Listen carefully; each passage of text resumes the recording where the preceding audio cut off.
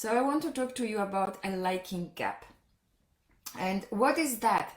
That actually we underestimate how much other people like us.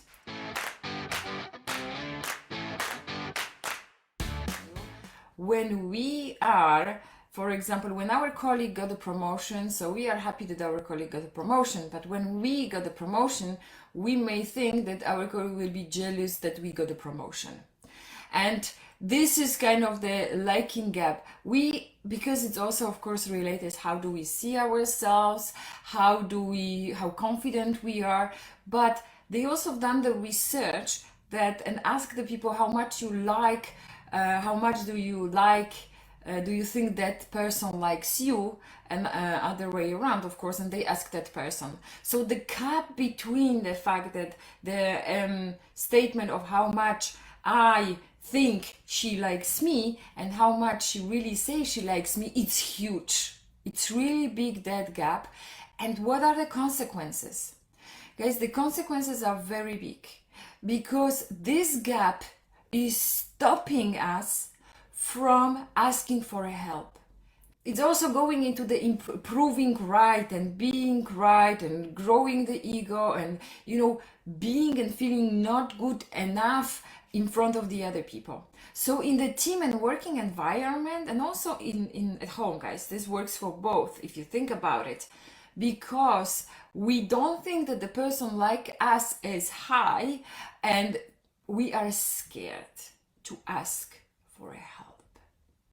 We are scared to come up that we are not, we want something. And what is the trick here? The trick is that I want you to, when you feel that, I want you to also express how much you like people. How much do you like someone? How much do you love someone? How much this person is important to you? Because even though you like this person, you appreciate this person, but very much likely she doesn't have any clue about it. Or even if she does, the likiness gap, it's there and it's big, okay? So you don't really, the whole thing, it's about it. If I like someone on the scale 9, she thinks that he thinks I like him on his scale at 3 or 4, the relationship is the gap. And this gap is killing the performance, is killing the growth, and is killing the relationships. So I want you for today to think about this gap.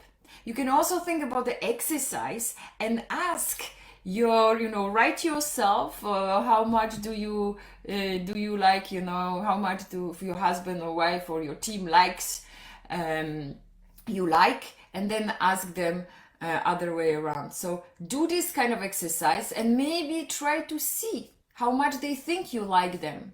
Okay, on the scale from 1 to 10, you say, okay, how much do you think I like you? Write it down and you write the number and see how the number look like. We need to think, and I want you to really be thinking about that.